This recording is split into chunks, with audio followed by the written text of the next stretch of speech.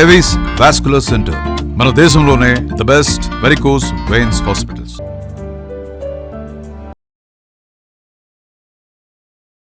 Suman TV ప్రేక్షకులకు నమస్కారం. ప్రస్తుతం మనతో పాటు ఉన్నారు ఆధ్యాత్మికవేత్త, జ్యోతిష్య శాస్త్ర పండితురాలు మరియు సైకాలజిస్ట్ హరి రఘుప్రియ గారు మనతో పాటు ఉన్నారు. ఒక మంచి విషయం అండి, గుడ్ కంటెంట్ ఈ రోజు డిస్కస్ చేయబోతున్నారు. మాట్లాడదాం. మ్యామ్ నమస్తే.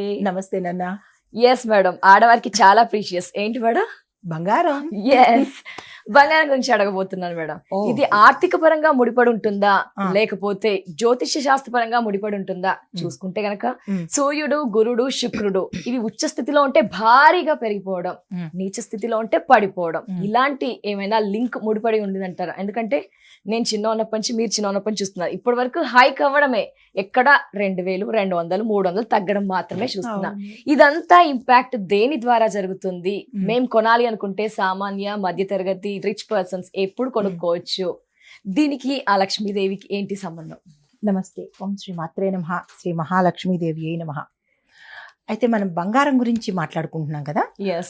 చాలా మంది అనుకుంటుంటారు బంగారం రేట్లు పెరిగిపోతున్నాయని అనేవాళ్ళు అంటున్నారు, కొనేవాళ్ళు కొంటున్నారు. అయితే దీనికి ఈ పెరుగుదలకి తగ్గుదలకి ఈ ఫ్లక్చుయేషన్స్ కి గల కారణాలు మనం ఆర్థిక శాస్త్రపరంగా, తర్వాత జ్యోతిష్య శాస్త్రపరంగా, గ్రహాల పరంగా, రాసుల పరంగా కూడా చెప్పొచ్చు. అవునా? రాసులు కూడా ఇందులో ఖచ్చితంగా లింక్ ఉంది, ముడిపడి ఉంటుంది. చాలా, ప్రతి దానికి, మన సామాజికానికి, గ్రహాలకి, ప్రతి దానికి లింక్ ఉంటుంది. ఇప్పుడు వ్యక్తిగత జాతకంలో మనకి ఎలాగైతే గ్రహాలు, రాసులు ఇది పెడుతున్నాదో, లింక్ ఉంటుందో, దేశానికి కూడా అదే పరిస్థితి ఉంటుంది. ప్రతి చిన్నదానికి కూడా, ఈవెన్ ఇనుము అనుకోండి, లోహాలు అనుకోండి, పప్పు దినుసులు అనుకోండి, ప్రతి దానికి కూడా లింక్ అనేది ఉంటుంది. అయితే ఇప్పుడు బంగారం గురించి చూసుకుంటే ఆ శ్రావణ మాసంలో మనం అసలు అందుకోలేనంతగా వెళ్తుంది. ఎందుకు అంటే ముందుగా నేను స్టెప్ బై స్టెప్ చెప్పేస్తాను. ఆర్థిక శాస్త్రపరంగా, అంటే ఆర్థికంగా చూసినట్టయితే కనుక మనము ఏమనుకుంటాము, ₹1 రేటు పడిపోతే ఒకటి, తర్వాత డాలర్ రేటు పడిపోతే ఒకటి, యుద్ధాలు జరుగుతుంటే కూడా మనకి ఆ తాలూకా ఇంపాక్ట్ మన దీని మీద పడుతుంటుంది. ఇలాగా కొన్ని కారణాలు ఉన్నాయి. ఒక్కొక్క కారణాన్ని మనం విశ్లేషణ చేద్దాము. అయితే ఇప్పుడు మనకి ఆగస్టు 12 నుంచి మనకి $, అంటే ఇప్పుడు మనం 93 పాయింట్ చిల్లరగా మనకి డాలర్ రేటు పెరిగింది. ఆ పెరగడం వల్ల ఆ ఇంపాక్ట్ మనకి పడుతుంది. రూపాయి రేటు తగ్గిపోతుంటుంది. ఈ ఇంపాక్ట్ ప్రధాన కారణంగా మన ఆర్థిక శాస్త్రపరంగా చెప్పుకోవచ్చు. అయితే మరి ఆర్థిక కారణాలకి ప్రప్రథమంగా ద్రవ్యోల్బణం అనేది ప్రధాన కారణంగా తీసుకోవాలి. ద్రవ్యోల్బణం అంటే ఏంటంటే ధరలు పెరుగుతూ ఉండడము. ఒక ధర, నూనెలు కానీ, పప్పు దినుసులు కానీ, ఇవి ధరలు, పెట్రోలు మెయిన్ ఇంపాక్ట్ అవి. ఇవి పెరుగుతూ ఉండడము అంటే ఇక్కడ ధరల్లో మనం గ్రహాలను కూడా చెప్పుకున్నాం అనుకున్నాం కదా. ఈ నూనెలు, తర్వాత పెట్రోలు, ఈ ఆయిల్ కి సంబంధించిన వాటన్నిటికీ కారకుడు శని భగవానుడు. బంగారానికి సంబంధించిన, ఆభరణాలకి సంబంధించినటువంటి కారకుడు గురు, శుక్రుడు.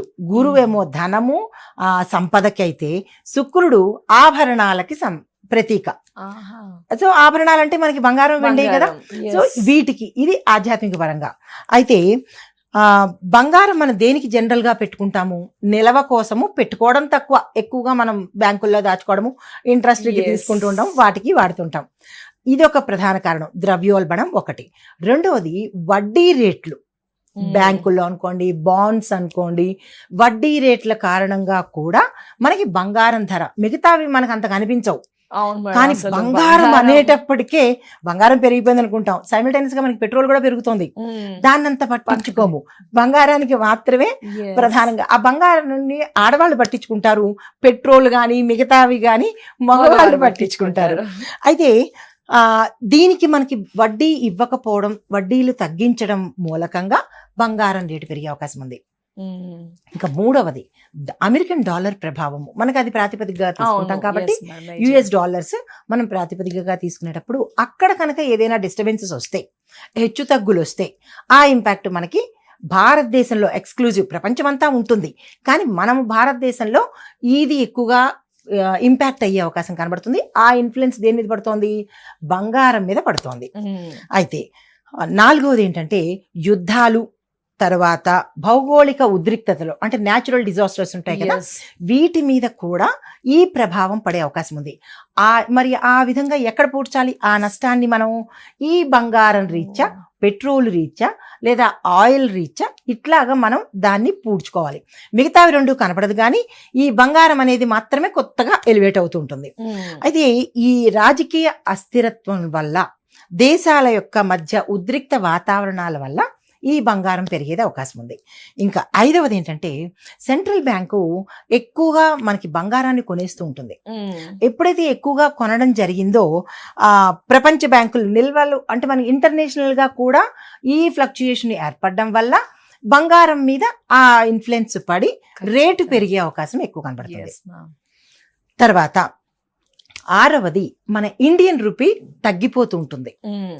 ఆ తగ్గిపోయిన ఇంపాక్ట్ ఎక్కడ పడాలి? మనకి అన్నిటి మీద పడుతుంది, కానీ పర్సంటేజ్లో బంగారం మీద ఎక్కువ పడుతుంది. అంటే అందరికీ ఏదైనా మనం పోస్ట్ పోన్ చేసుకుంటాము, కానీ కొన్ని పండగలు వచ్చేటప్పటికి బంగారం కొనడాన్ని మాత్రం అస్సలు పోస్ట్ పోన్ చేయం.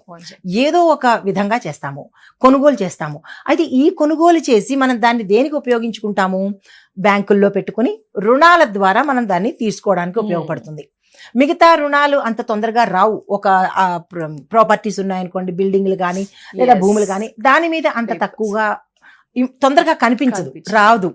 ఈ బంగారం అనేటప్పటికీ మారకాలు ఎక్కువ అవుతుంటాయి, చేతుల నుంచి మారడాలు ఎక్కువ అవుతుంటాయి. కాబట్టి ఈ బంగారానికి ఎక్కువగా ప్రయారిటీ అనేది ఇవ్వడం జరుగుతుంది.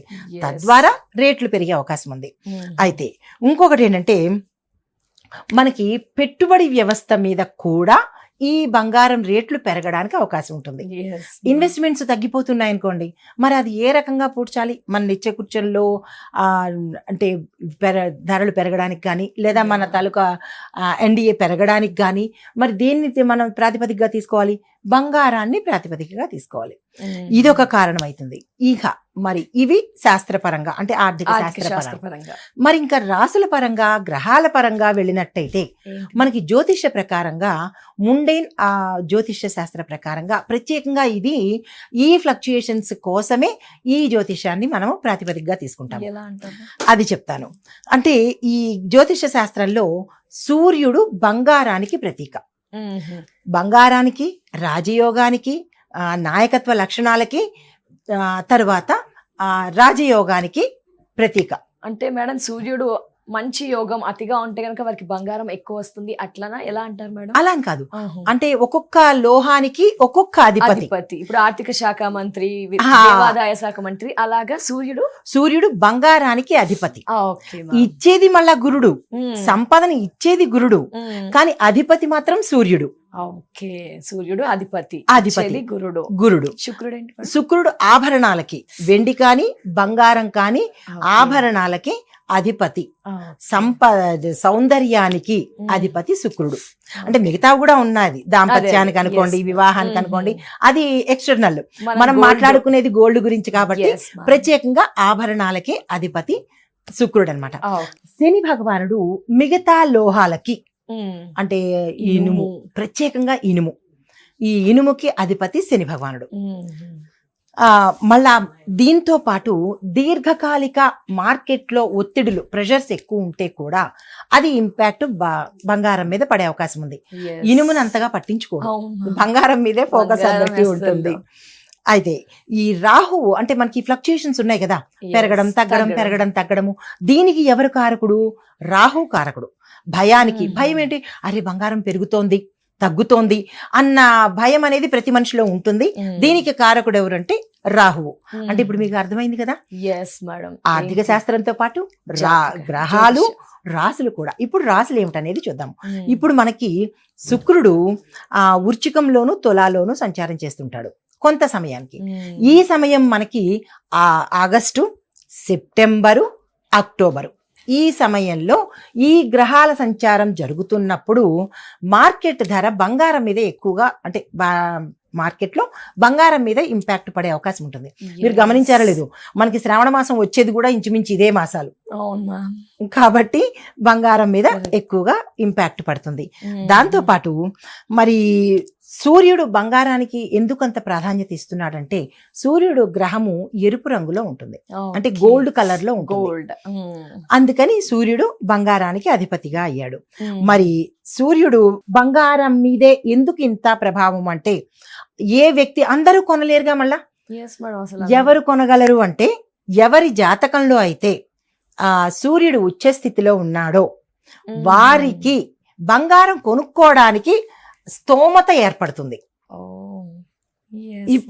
అంత క్రితం వరకు మనం కొనలేకపోవచ్చు, కానీ ఒక నెలలో అంటే మనకి సూర్యుడు స్థితిలో మారడానికి నెల పడుతుంది మనకి.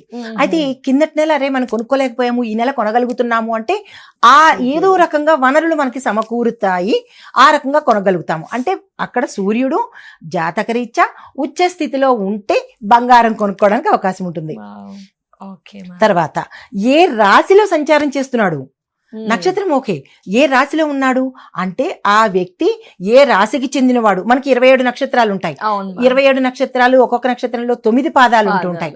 ఆ సూర్యుడు ఈ సదరు వ్యక్తి ఏ రాశికి చెందినవాడైతే అతనికి గ్రహచారంలో అంటే అతని యొక్క జాతక కుండలిలో సూర్యుడు ఉచ్చ స్థితిలో ఉంటే తప్పకుండా కొనే తీరుతాడు. అది అప్పు చేయనివ్వండి, ఏదైనా చేయనివ్వండి, బంగారం కొని తీరవలసింది. అది 2 లక్షలు అవనివ్వండి, 10 లక్షలు అవనివ్వండి, కొనే స్తోమత అయితే మాత్రం ఆ వ్యక్తికి వస్తుంది సూర్యుడు వల్ల.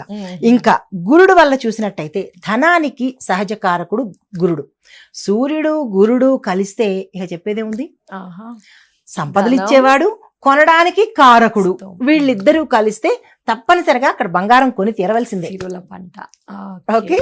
తరువాత మరి గురువు బలంగా ఉన్నాడని ఎలా తెలుస్తుంది మనకి? మనంతా ప్రత్యేకంగా చూసుకోలేం కదా గురువు బలంగా ఉన్నాడా అనేది. అయితే నిన్నటి వరకు మన పరిధిలో 5 పైసలు లేదనుకుందాం.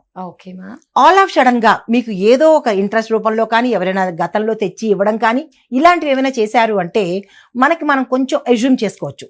అంటే జ్యోతిష పండితులు మాలాంటి వాళ్ళకైతే తెలిసిపోతుంది, కానీ సామాన్య ప్రజలకి ఎలా తెలియాలి అంటే ఓహో నా జాతకంలో గురుడు బలంగా ఉన్నాడు కాబట్టి దట్ స్పాన్ ఆఫ్ టైం బంగారం వెళ్తాం, కొనేసుకుని వచ్చేస్తాం. తృణమో పణమో కేజీలో ఏదో ఒకటి బంగారం అయితే కొనే అవకాశం ఉంటుందన్నమాట. తర్వాత శుక్రుడు బంగారం కొనడం అంటే ఇక్కడ 2 రకాలు చూడాలి మీరు. ఒకటి బిస్కెట్ల లాగా ఉంటాయి, అది బంగారం కొనడమే. లేదు ఆభరణాలు కొనడం, ఏదో ముక్కు పొడకో చెవులకో ఏదో ఒకటి గాజులో మెళ్ళకో ఏదో ఒకటి కొంటాం కదా, దానికి ఎవరు కారకుడు? శుక్రుడు కారకుడు. చాలా మంది అక్కడ దాకా నేను బంగారం వడ్డాణం కొనాలి, లేదా గొలుసు కొనాలి, లేదా చెవుదుద్దులు కొనుక్కోవాలి అనుకుని వెళ్ళి మళ్ళా మనసు మారి ఎందుకు వద్దులే, మళ్ళీ ఫ్లక్చుయేషన్స్ అవుతూ ఉంటాయిగా, ఎవరి పడతాడు, పెరిగితే పర్వాలేదు మనకు సంతోషం, కానీ తగ్గిందనుకో అని ఆలోచన చేసి సరే 24 క్యారెట్స్ బిస్కెట్ తీసేసుకుందాము, అది ఎప్పుడు పెరిగినా ఒకటేగా, అక్కడికి వెళ్ళి మనసు మార్చుకుని ఆభరణం బదులు బిస్కెట్ కొన్నాడు అని అనుకోండి, లేదా బిస్కెట్ కొందామని వెళ్ళి అబే ఎందుకులే ఇప్పుడు శ్రవణ మాసం వస్తుంది కదా అప్పుడు ఆభరణాలు తీసేసుకుందాం అనుకున్నాడు అనుకోండి, ఆ వ్యక్తి జాతకంలో శుక్రుడు బలంగా ఉండాలి. అప్పుడే మనం ఆభరణాలు కొనాలి అన్న థాట్ వస్తుంది. ఇవన్నీ మనం గమనించుకోము, అదేదో మన ప్రజ్ఞ అనుకుంటాం. నేను వెళ్ళి ఇది కొనేసా అది కొనేసా అంటారు. We are just nothing. మనల్ని రూల్ చేసేది ప్లానెట్స్. భయం కానీ సంతోషం కానీ నమ్మినా నమ్మకపోయినా అంతే, ఇది వాస్తవం. ఇదేంటి భయం కానీ సంతోషం కానీ బాధ కానీ దుఃఖం కానీ ఏదైనా సరే వీఆర్ రూల్డ్ బై ప్లానెట్స్ అన్నమాట. ప్రతి మూమెంటు మనం వాళ్ళ ఆధీనంలో ఉన్నాం. అయితే ఇప్పుడు సూర్యుడు గురుడు శుక్రుడు అయ్యారు. తర్వాత ఇవి మనకి ఈ 4 గ్రహాలు ఆ వ్యక్తి జాతకంలో ఏదో ఒక స్థానం, అంటే మనకి 12 స్థానాలు ఉంటాయి, ఏదో ఒక స్థానంలో అంటే లాభస్థానంలో ఉంటే కనుక అది కూడా శుక్రుడు వృషభ తుల ఈ 2 రాసుల్లో సంచారం చేస్తూ ఉంటే తప్పనిసరిగా వ్యక్తి బంగారం కొనవలసిందే. Doubt at all. వృషభం కానీ తులా కానీ శుక్రుడు సంచారం చేస్తూ ఉంటే తప్పకుండా వాళ్ళు ఎలాగైనా సరే బంగారం రాశి వాళ్ళు 2 రాశుల వాళ్ళు ప్రత్యేకంగా తప్పనిసరిగా కొని తీరుతారు, ఎలాగైనా వస్తుంది. అలాంటి ఇక్కడ ఒక సందేహం రావచ్చు, కొంటి ప్రశ్న కూడా రావచ్చు. మరి కింద బడుగు వర్గాల వాళ్ళకి వాళ్ళు ఏం కొంటారు అని అంటే కనుక లక్షల్లో ఉంది కదా అంటే ఇందాక నేను చెప్పినట్టు కేజీలు ముద్దలు కొనుక్కోవాల్సిన పని లేదు. ఏమో ఆ కూలీలు మోసేవాడో లేదా ఇటుకలు మోసే అబ్బాయో ఎంతో కొంత కొనడానికి అవకాశం ఉంటుంది కదా. Yes. చిన్న మెత్తు కొన్నా బంగారం కొనడమే కదా. పెళ్ళుంటే ఖచ్చితంగా కొనాల్సిందే. తప్పనిసరిగా అలా అయినా కొనాలి. కలిసి వస్తుంది. అదన్నమాట. మేడం ఇదేమైనా తెలుస్తుందా? ఈ మంత్ పెరుగుతుంది, ఈ మంత్ తగ్గుతుంది, ఎక్కడైనా శాస్త్రంలో గానీ జ్యోతిష శాస్త్రపరంగా, ఆర్థిక శాస్త్రపరంగా మీకు అవగాహన ఉంటుంది కదా, ఏంటి మేడం?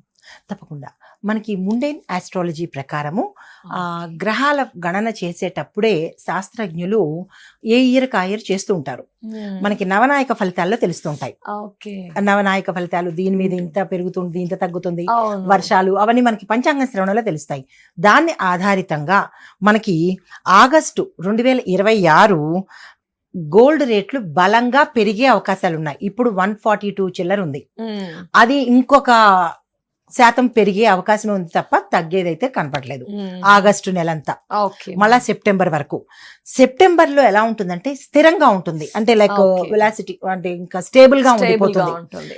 మళ్ళా అక్టోబర్ లో చిన్న చిన్న మార్పులు చేర్పులు తగ్గడం పెరగడం. పెరగడం. ఎందుకు? రాహు కారణంగా. రాహు ఎంటర్ అవ్వడం బట్టి మళ్ళా మనకి అక్టోబర్ నెలలో అటు ఇటుగా ఉంటుంది. ఎంత తగ్గుతుందనేది అది మన క్యాలిక్యులేషన్స్ వీళ్ళు చేస్తారు, ఫినాన్స్ కి సంబంధించిన వాళ్ళు. కానీ పెరగడము తగ్గడం అనేది మనం చెప్పుకుంటాము. అయితే నవంబర్ నెలలో కూడా మనకి చిన్న చిన్న రెక్టిఫికేషన్స్ ఉంటాయి. పెరగడమా తగ్గడమా మన బులియన్ మార్కెట్ల ప్రకారం. అయితే డిసెంబర్ లో చాలా డ్రాస్టిక్ చేంజ్ వస్తుంది. తగ్గడమా పెరగడం? ఐదర్ టూ లో అయిపోవడం కానీ లేదంటే టూ హై గాని. సో డిసెంబర్ కి నేను డబ్బులు రెడీ డిసెంబర్ లో Yes, అది ma'am. ఎలా కొనుక్కోవాలి కూడా నేను రెమెడీస్ చెప్పేస్తా. అయితే మళ్ళా 27 జనవరి నుంచి మార్చి, జనవరి ఫిబ్రవరి మార్చి మార్చ్. ఈ 3 నెలల్లో మొదటి నెల మధ్య అంటే జనవరి మొదటి నుంచి ఫిబ్రవరి సగం వరకు తగ్గే అవకాశాలు ఉంటాయి. ఫిబ్రవరి సెకండ్ 2 వీక్స్ నుంచి మార్చి వరకు పెరిగే అవకాశాలు ఉంటాయి. Okay ma'am.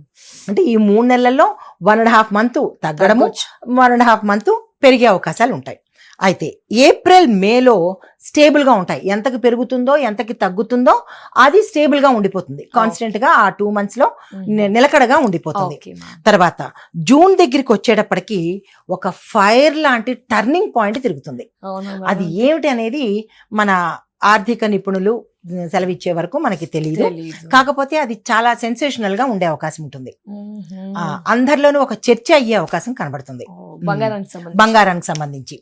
అయితే జూలై టు సెప్టెంబర్ వరకు ఎలా ఉంటుంది అంటే మళ్ళా స్టేబుల్ గా ఉంటుంది. అది అంటే సద్దుమణుగుతూ వచ్చి స్టాండర్డ్ గా ఉండిపోతుంది. ఏదైనా పెరగడం కానీ తగ్గడం కానీ స్టాండర్డ్ గా ఉండిపోతుంది.